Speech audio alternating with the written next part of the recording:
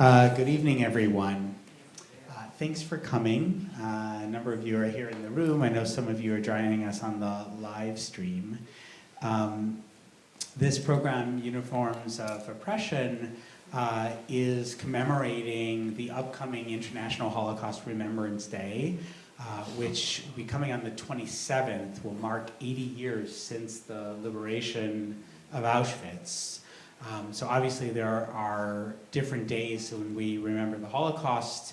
Primarily within the Jewish community, we do so on Yom HaShoah, on the Jewish calendar, but internationally this is the day, and it felt like an appropriate time to really focus on some of the extraordinary and important work that Anna Fine Foer has done. I want to share just a little bit about Anna before I turn it over to her to begin the presentation. She's been an artist since age 12 when she discovered her passion for that after a transformative summer in Paris. She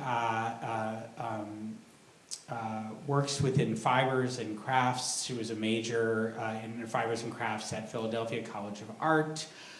She also spent time in Israel, made Aliyah, and worked as a textile conservator in Haifa and Tel Aviv, earning a postgraduate diploma in textile conservation from the Textile Conservation Center.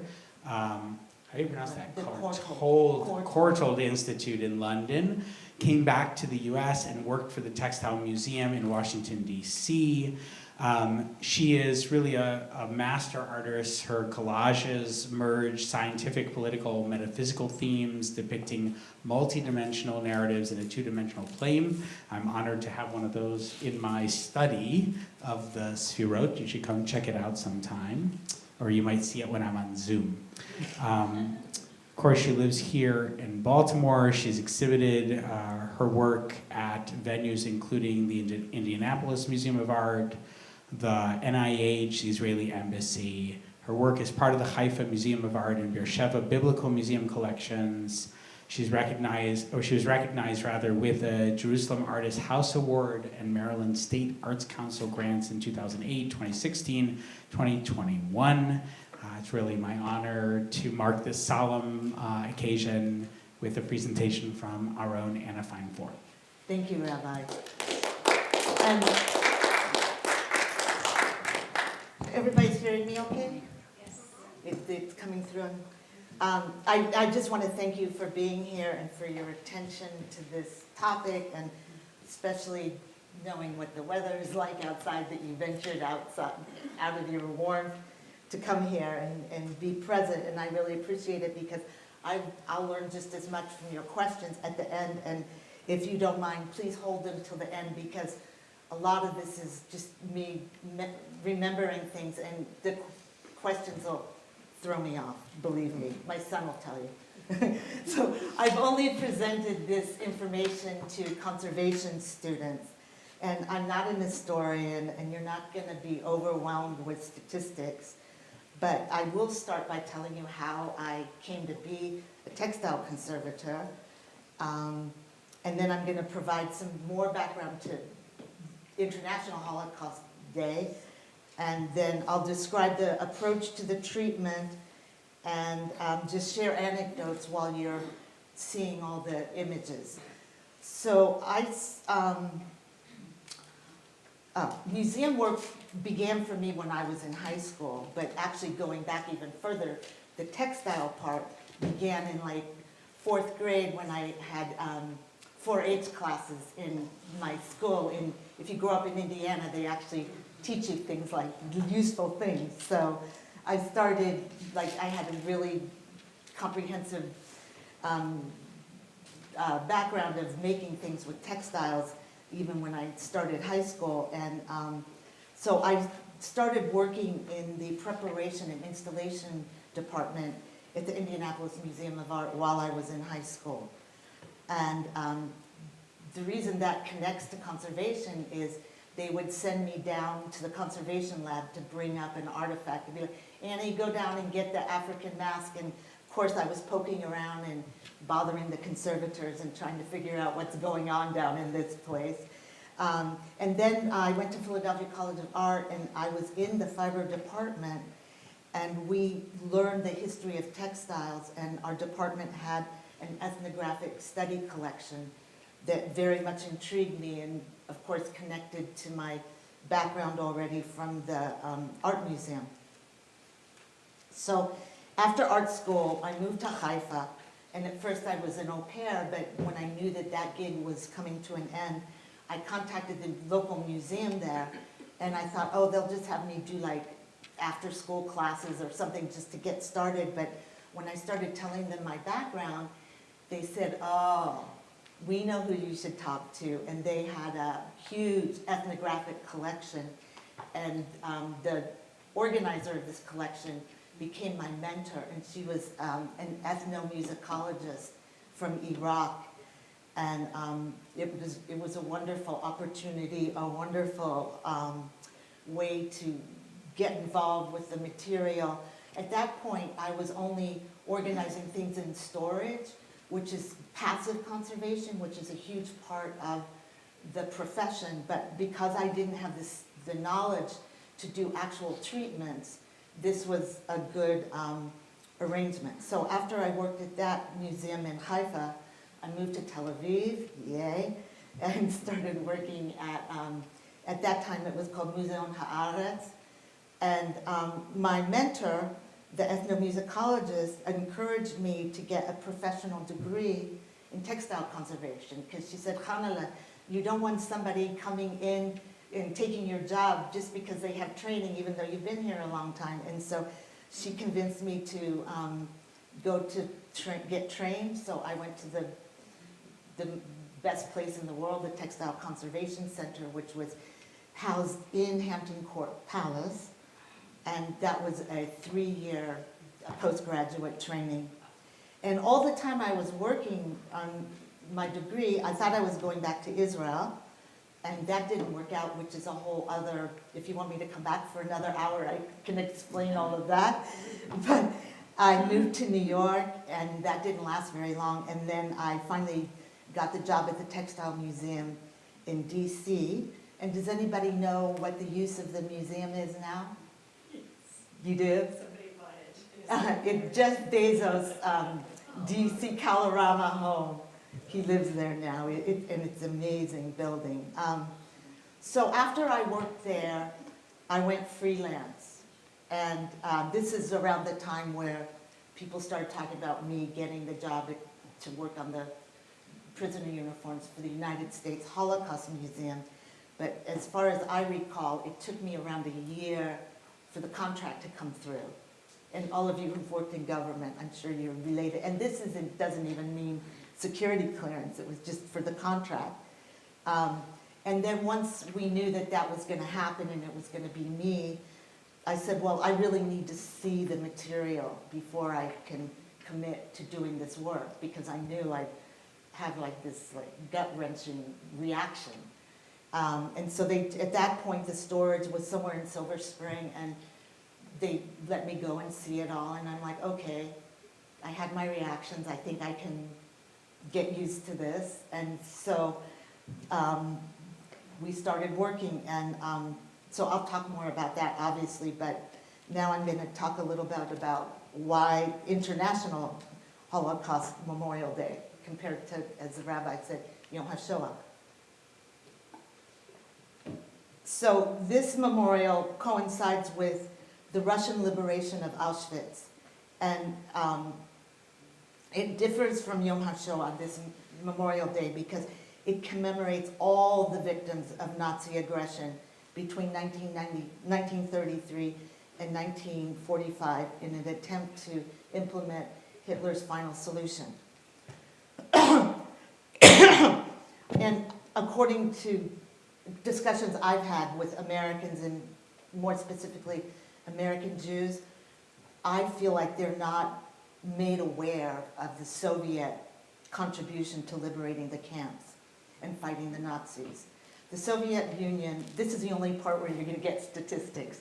The Soviet Union lost around 27 million people during the war, including 8.7 million military and 19 million civilians.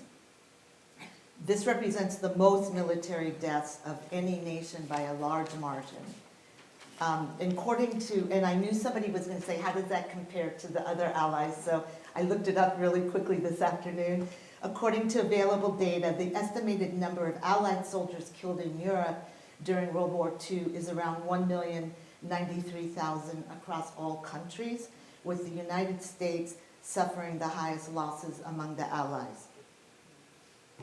Soviet troops captured Majdanek on July 23rd, 1944, finding it largely intact with prisoners and evidence of Nazi mass murder. Journalists were invited to witness the horrors. On January 27, 1945, Soviet forces liberated Auschwitz, the largest Nazi killing center, discovering over 6,000 emaciated survivors and abundant evidence of atrocities, including warehouses containing personal belongings of victims. In the weeks prior, most Auschwitz prisoners had been forced on death marches. Soviet troops later liberated other camps, including Stutthof, Sachsenhausen, and Ravensbrück, before Germany's surrender in May of '45, uncovering further evidence of Nazi crimes against humanity. So at the USHMM, they made a conscious decision to separate World War II from the Holocaust. And this was largely political because it was very conflicting how you're going to deal with talking about the Americans' lack of desire to enter into the war, and you're not even a mile from the White House. And, you know, and it was very complicated, but I just want to make it very clear, in case anybody's confused, the US did not enter the war to liberate the camps. Decisions were always made in favor of defeating the Axis powers and were in conflict with those who wanted to prioritize liberating the camps. When it was being decided that there would be a United States Holocaust Memorial Museum on the Mall, many American Jews did not agree that it was a good idea. One of the reasons I remember was that there's no museum of Jewish culture on the Mall. And thinking about it now, you have the African American history that shows all their trauma, but they also have African art. But there's nothing showing anything about Jewish culture on the Mall. So that was one of the considerations. So now we're going to move on more to the conservation part. When you go to the museum, this is the way you see the uniforms. They sort of wanted to make it look like they were sort of falling down a shaft in a way. So this is typically what you see. You can, next slide.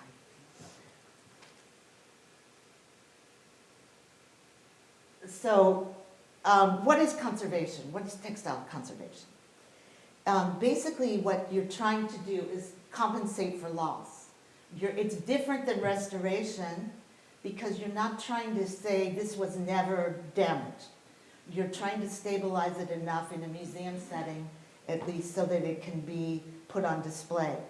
But I have to say very quickly, every treatment is different depending on the client and the type of collection. For example, if a textile is in an historic home where it's telling a history, it might have a different context and a different approach to the treatment compared to an ethnographic collection or an art museum where they just want to show how beautiful the textile is, or let's say the Costume Institute at the Met. So you have the context of who the client is and what is the information they're looking for is a huge part of the approach to the treatment. And you'll understand now why I keep leaning into that. So next slide. Next slide.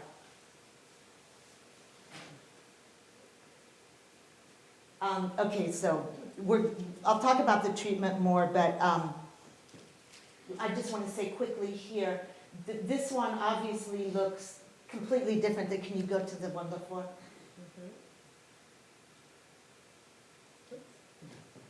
So this is probably what you would think of as like, oh yeah, obviously it's, you know, got holes and it was used and it's dirty. So can you do the next one? So part of the ideology in displaying all these uniforms at the museum was to tell different stories. Not everybody had the same experience. Some people came in late. Some people, you'll see later on, they weren't necessarily even given a uniform. It depended what your work was, but also it depended on the conditions that the uniforms were kept in before they came to the museum, and I'll talk more about that, but we can show the video now. So I'm in a video that's a documentary of making the museum, and so we're going to see just a 2-minute clip of that.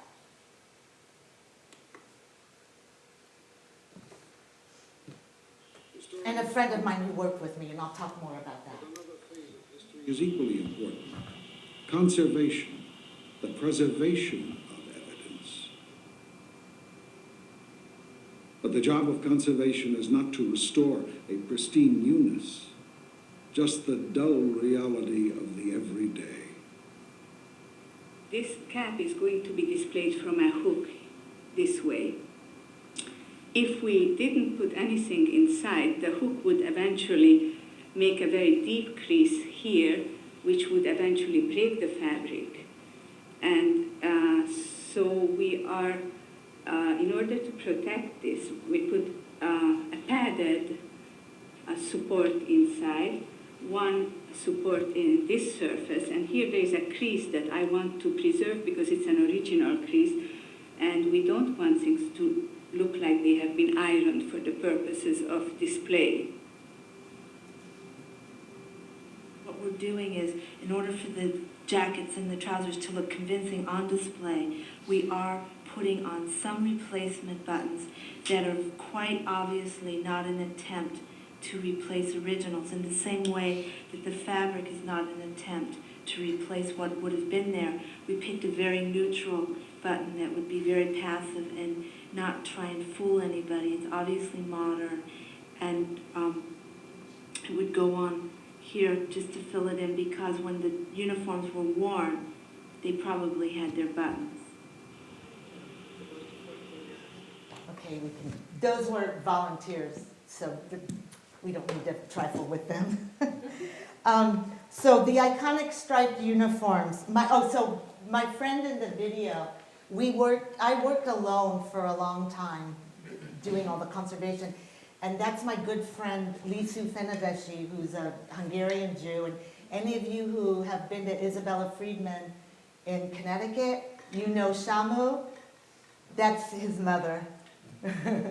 So, and she came in probably like halfway through the project and started working on the padded supports that were going to go under the uniforms, that were going to be their support for display. And it was really brilliant that they brought her in, because you have to realize there was no Spotify, there was no podcast. You were just at the mercy of talking to your friend, and it was probably much better than if we had our own devices. And so we spent a huge amount of time together.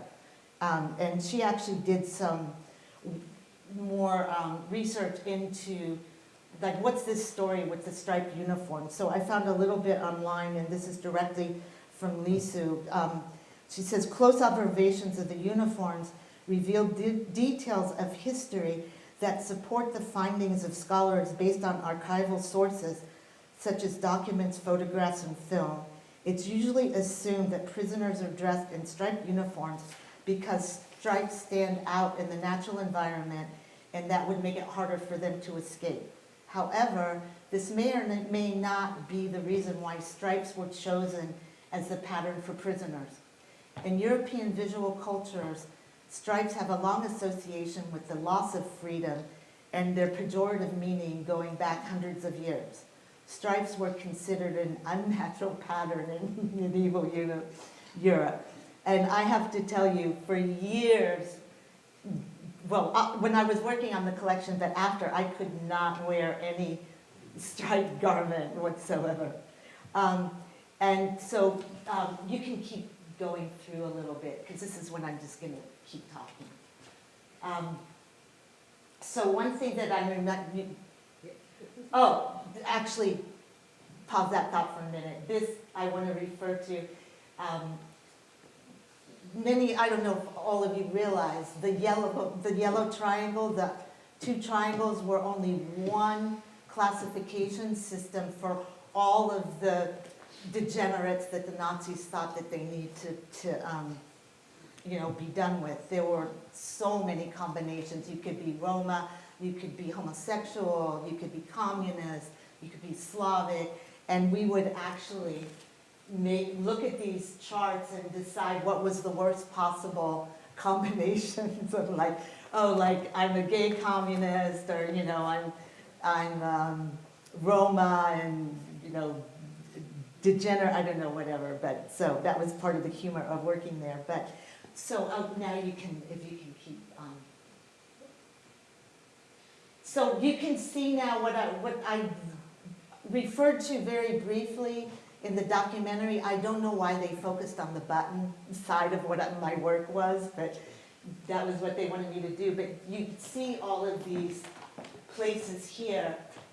That's the passive fill that was the gray fabric. So you know right away, we're not trying to say there was never a hole, but it has to be there, otherwise you're contributing further to the degradation of the textile if you put it on display. And so that was the reason for the fill, or the compensation for loss. And if you want to just keep scrolling. So, and then you're just going to see different examples of different levels of degradation and what these uniforms look like. One thing that really interested me was one time staff came to visit us who were working on the film, or they were archiving all the film strips, all the iconic films that we grew up watching. And I said to them, I do not know how you can do your job every day. And they saw what I was doing. And they said, I don't know how you can do your job. But basically, these are just going to show different, so here we get to me doing work. We actually wet cleaned the uniforms. And this wasn't to make it look like they were never dirty, but the environmental factors, when a textile is on display, light and relative humidity and all that, they also contribute to the degradation. So, and you see all these pipes and stuff, you go in a conservation lab, there's all different kinds of water, there's non-ionic, there's just a lot of scientific type stuff going on. So here I'm gently patting the textile to clean it. And there's very little water because you don't want to add surface tension. So here, what happens is when you start cleaning, you collect the water, the rinse water that comes off each like bath, because you don't just like wash it once and it's done. So you keep the water to show how much you're getting the dirt out. And you can see like one isn't as dark as 5. That's because the surfactant, the detergent, is actually working. But it just kept going. Like this one got to 30. And so I'm like, okay, I don't know if this is ever going to stop. So I think at some point I had to stop. And the numbers refer to the collection of the artifact. So it was brought in 1989. It's part of the first collection in 89, and it's number 592 in the collection. That's like a registrar's job in the museum. So you can keep going. And here is controlled drying of the artifact. Like my friend Lisu said, you don't want it to look like it's ironed, and you never use irons in textile conservation. You do very, very controlled drying with patting things out and smoothing everything and having fans on and all that. And also, I should hasten to add, most of the fiber is wool, which takes a while to dry. So you can, and here's a great photo of what it looks like when it's dry. And then that's just tulle, and that all would come out once I knew it was dry. And so now we're just going to start seeing different examples of the uniforms. This one is not the iconic striped one because sometimes people didn't even get one of those. And so the paint lets you know it's a prisoner. And it could be that this person was just on work detail and they weren't like slated for extermination. And once again, this is like a different kind of uniform, but you can see here like this whole, all of this is the passive fill that would have been what I filled in. So yeah, so some prisoners weren't treated badly as others, like I said, and a lot of these, oh, this one is like there's patches on top of patches on top of patches, and a lot of the uniforms were sent to us from Auschwitz, and they didn't have any environmental controls at all for their artifacts. They were just in the barracks, just like when you go to visit and you see the barracks. They were actually holding the uniforms in those places. So some of the degradation could be just from bad storage. But I have to add really quickly, there were stories of well-intentioned housewives, I would say Potomac or Long Island or whatever the Baltimore version of that, who, like, you can imagine the wife saying to the husband, oh, don't send that dirty uniform to the museum, they'll think we don't take care of things, and they sent them to the dry cleaner. So we got a couple of uniforms with tags from the dry cleaner. You can keep scrolling through. So, and there's also stories like in the graphic novel Mouse, maybe some of you remember, where everyone got their picture taken with their uniform. That was like a big thing too, to have your picture taken in your uniform.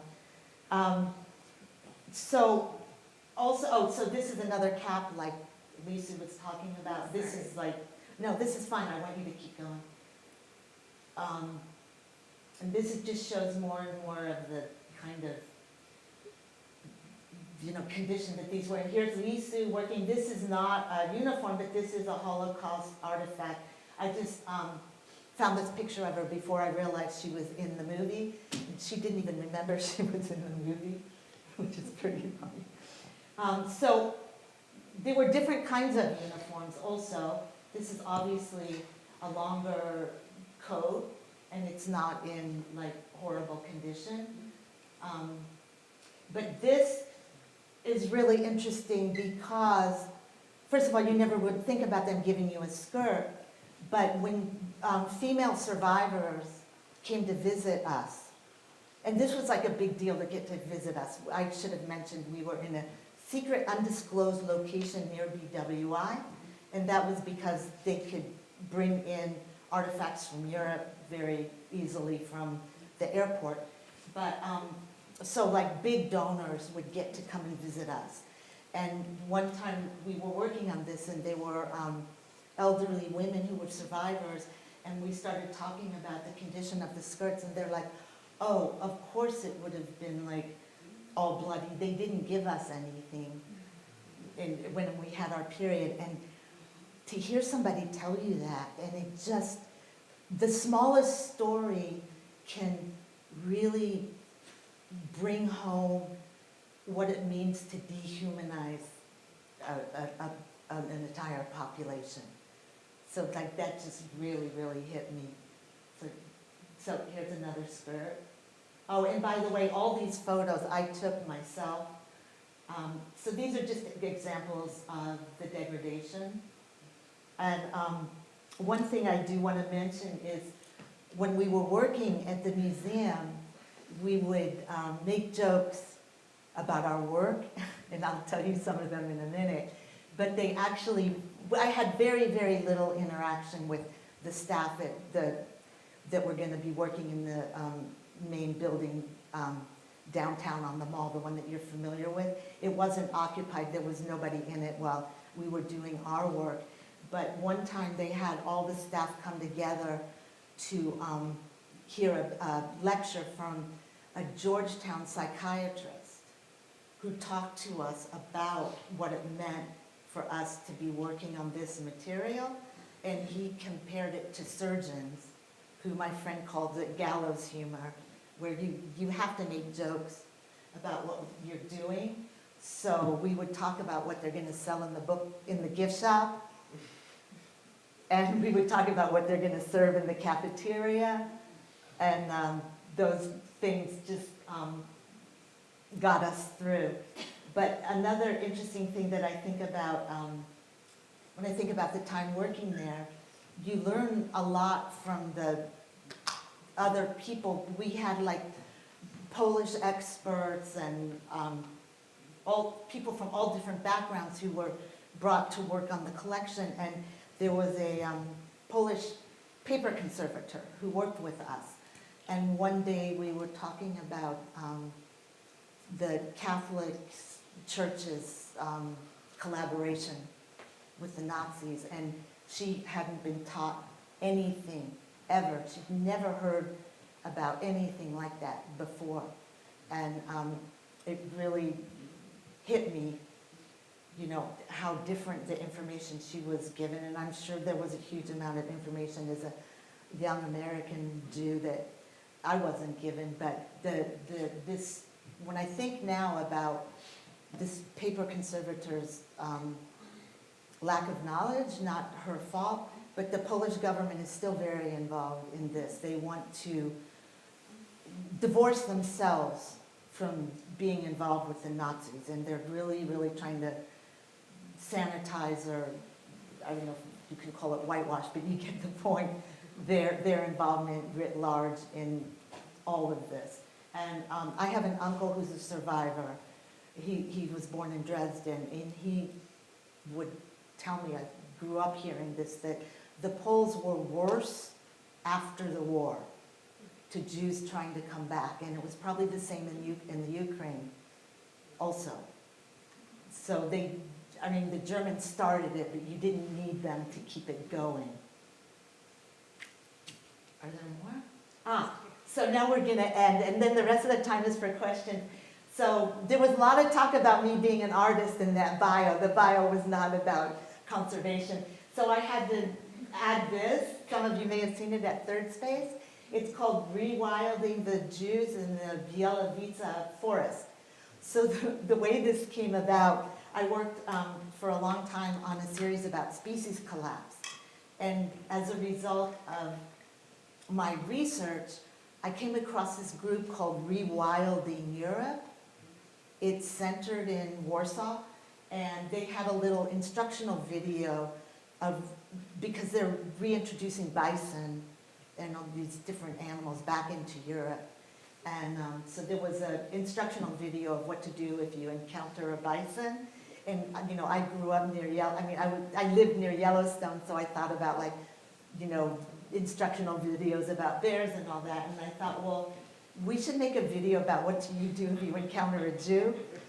And since I'm not an animator, I decided that I'll just go ahead and make it. So here's a collage with Hasidim very, very tentatively re-entering the forest in Poland. And they've got all this kitschy shtetl art hanging from the trees. So it's also my commentary on all these well-meaning Jews who have like shtetl art, and they're reminiscing, nostalgic for a time that was not as great and romantic and didn't exist the way they think it did. So that's it for my part.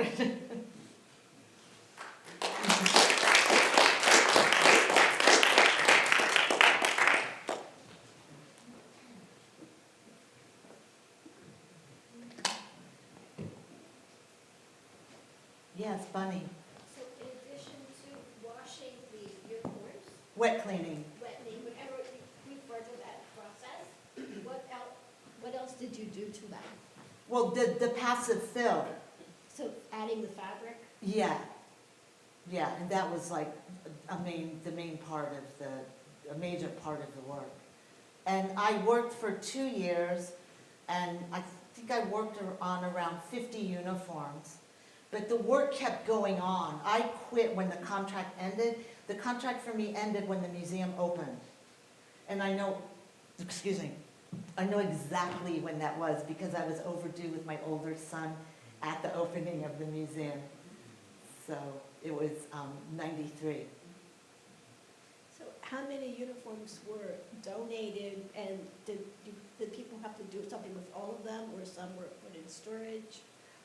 Yeah, I didn't work on every uniform that was donated. I mean, some of them were from people's homes, and some of them were sent from, I don't know if any were sent from other places besides Auschwitz. So, but what I'm finding out now, because I was talking to my friend Lisu for a long time yesterday, the museum now is depleted, the collection, because a lot of the artifacts for the opening were on loan from Europe, so they've been sent back. So it doesn't look the way it did when it was new, and I didn't even know that. I was glad she told me that, because I had no idea. I mean, I've only been there a couple times.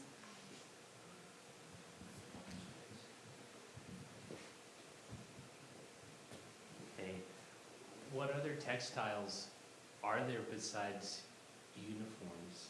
Well, that's a really good question. I should have mentioned, thank you.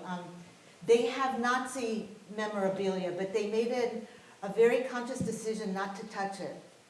We never had to deal with it. They didn't want to conserve it. It would have been very contentious for us to have to do that. But, so that was mostly as far as textiles.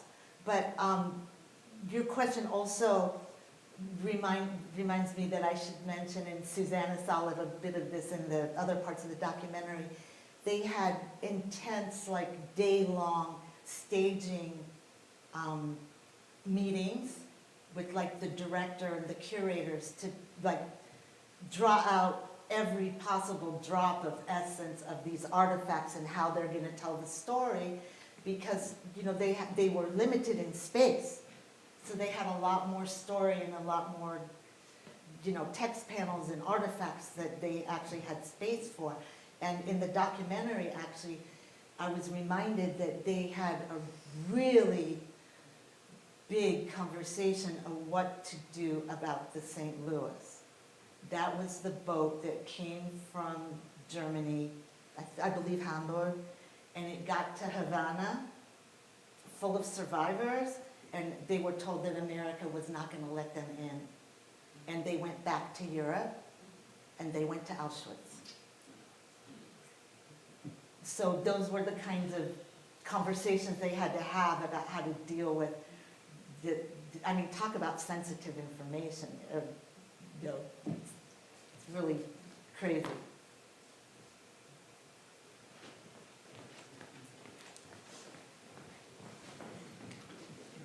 It's related, I guess, to the other textile, but in clothes that were either confiscated at the camps, or my family was in the east in Lithuania, and it was Einsatzgruppen, and it was they were killed in ditches and forests there, and so they weren't prisoners with uniforms per se.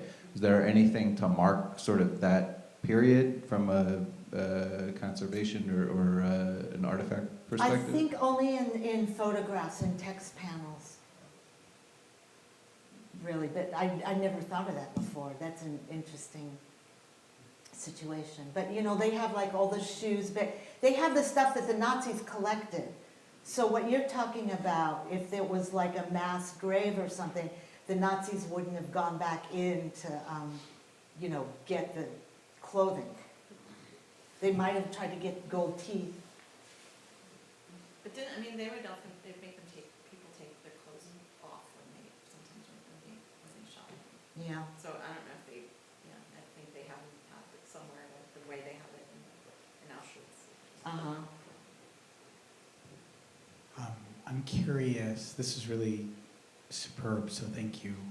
I'm curious if either when you were working on the textiles or afterwards going back to the museum and seeing them in display, that you were able to make any connections between specific uniforms and specific people.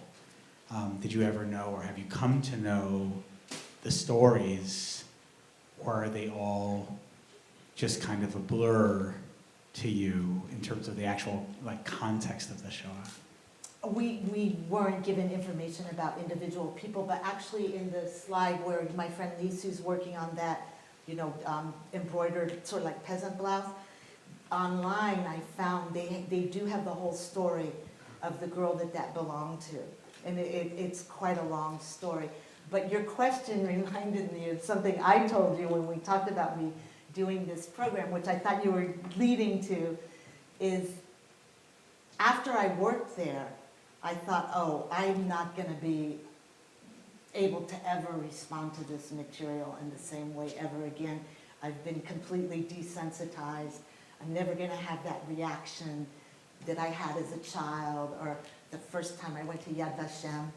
But then what happened was, many, many years later, when I was there with Raphael, and do you remember when we went? Yeah. And this was 2010, so like 23 years after, wait, is my math right? Yeah, like, so 20 plus years after me doing the work, we were at Yad Vashem, and I was watching other people react to the material. And there was a school group of like high school Mizrahi girls.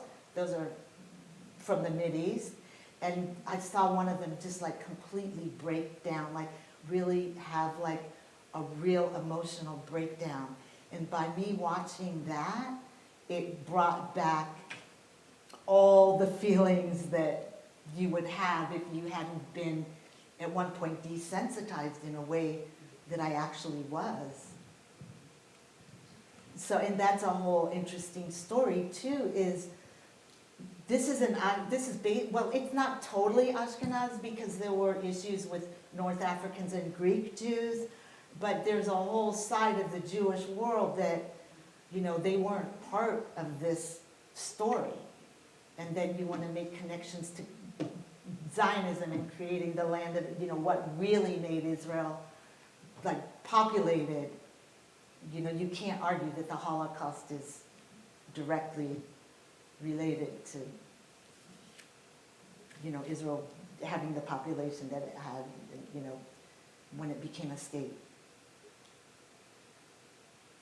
Yeah, please. So, I don't need it. I hope this doesn't come across as vulgar. But when I was looking at the uniforms and hearing you talk about when you were, what did you call it, Wet cleaning. Wet cleaning. This thought popped in my head of, and I know it was early 90s, so I don't know how far along we were in DNA testing and research. Mm-hmm. But has that ever been done, maybe not on these uniforms, but since then, since we've progressed so far with DNA, to find survivors, family, and things like that?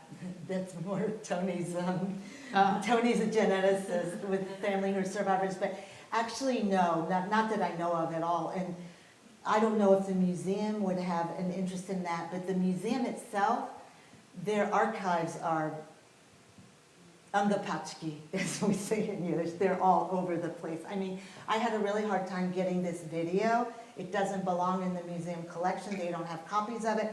They're not selling it. I mean, I know I probably have it in a box in my storage of books, but they also, their archives are in complete disarray. There were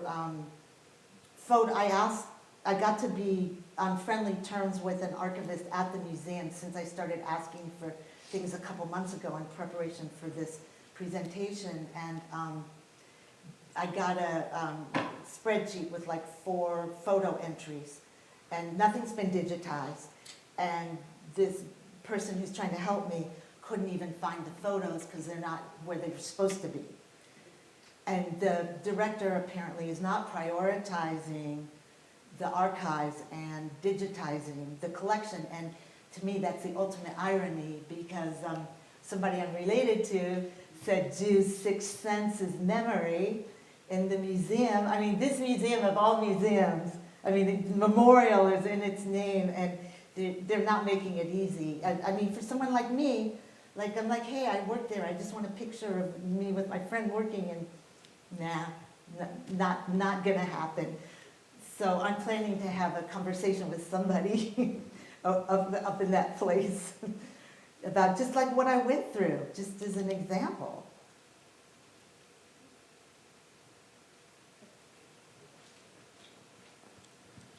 Just gonna talk about the DNA. No, I just wanted to ask you more. Was your question, because it sounded like, because you were talking about the DNA in relation to the wet cleaning. So were your question like whether those,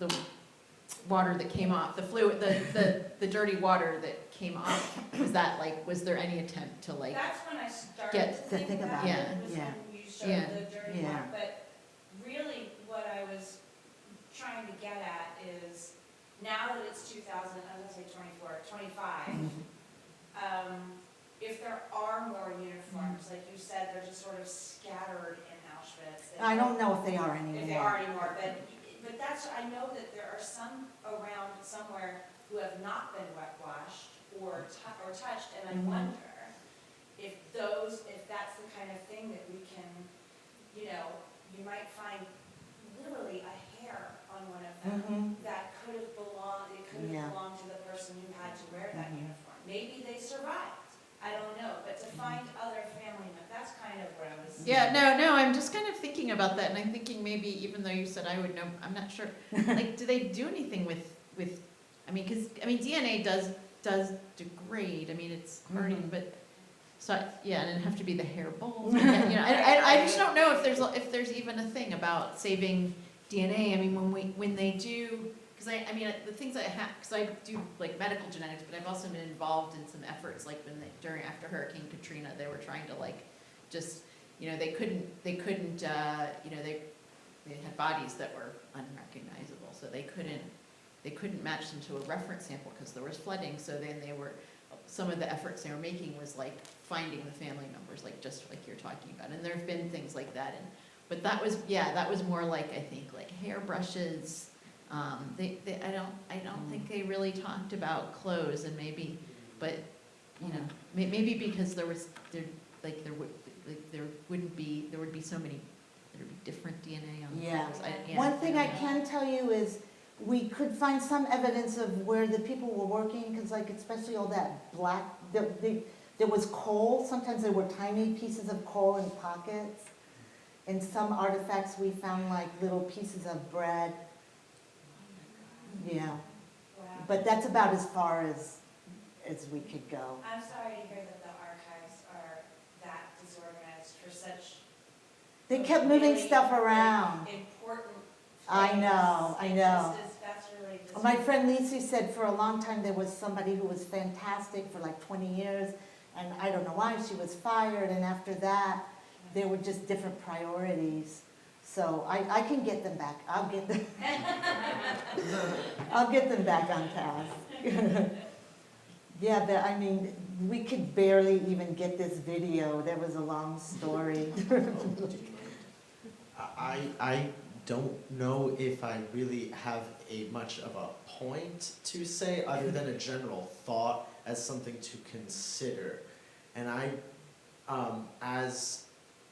for the idea that the Nazi artifacts and memorabilia aren't conserved, that is interesting in its own right, and be that as it may, I have no comment specifically on whether or not we should be conserving the Nazi artifacts. I think it poses an interesting question as to how do we make dialogue and educate people on these parts of history, because we do need to conserve history as it is, but we don't want to risk a type of history that emphasizes the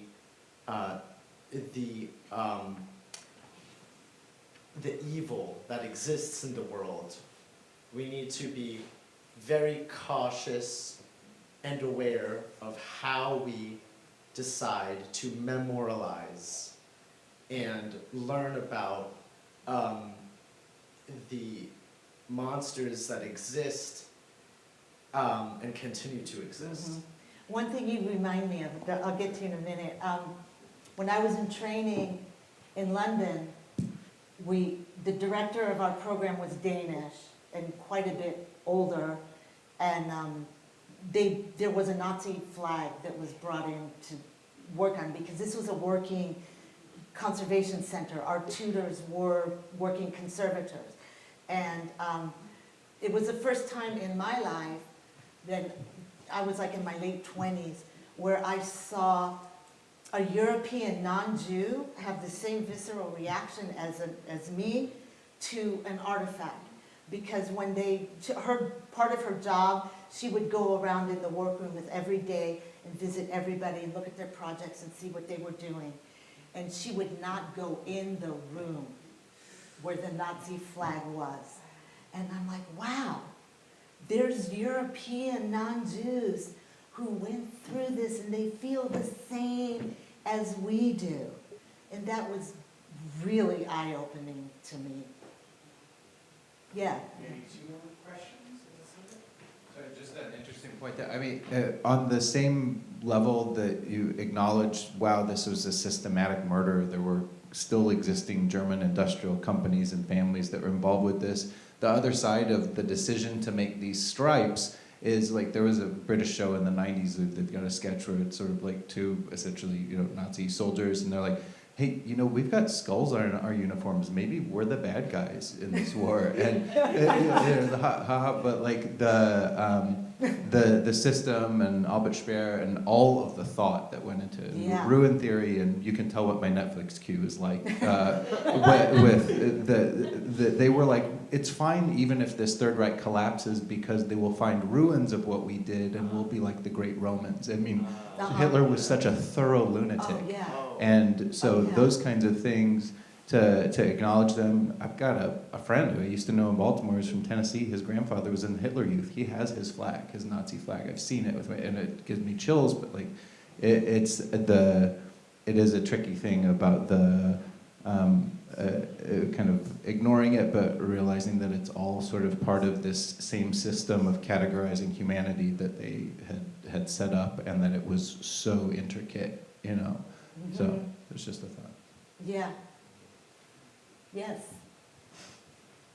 So relative to Nazi memorabilia, when I was in Yad Vashem about 8 years ago, my memory, if it serves me right, they did a pretty good job of, I don't know what the right word is, but making sure that people that went through saw the Nazi memorabilia that reinforced, if you will, the Shoah and what have you. So there was sort of a balance there, if you will. Mm-hmm. Yeah. So. But I mean, the museum could have put the Nazi uniform on display. They didn't want the money they were paying us to go for that. Right. I mean, because you could put something in a display case without having, interceded on its behalf, for lack of a better term. But I just want to put a plug in for showing up. I told Rabbi Berg I was going to say this at the end. The genesis of me being here is last year we have a program in what I call the spring semester of Locks and Learn. It was this morning. Thursday mornings, you can come with retired Hopkins doctors and have bagels and lox. And last year there was a woman historian working on this material, and just at the end I just made that statement that I shared with you about how I told the film crew, the archivist, I don't know how you do what you do and all that, and I just mentioned that, and so Rabbi Berg was like, hey, do you want to come and talk about, so hey, show up for things. Be present. That's how things happen. That's great. I really appreciate that story. And maybe I just want to say, not only was this really an extraordinary presentation and so illuminating and I feel like I've learned so much about the Shoah in various ways over the year, and it's always so important to be able to learn new things. Right. But I also feel like 80 years now after the end of the Shoah, that we know we're fast approaching a time when we will not have living survivors. And so to be able to tell the stories about people, either people who interacted with material culture, or people who are descendant of survivors like me or others in the room, I'm sure, have to be able to continue to engage with these stories. And so I just want to thank you for helping us do that this evening. Thank you, and one last thought is, I mentioned already that there were people that didn't think that we needed the museum, and a couple of years ago when we saw what was happening about the way people were responding to Jews around them, I thought, okay, we really need this museum. So thank you. Thanks everybody for coming. Get home safe.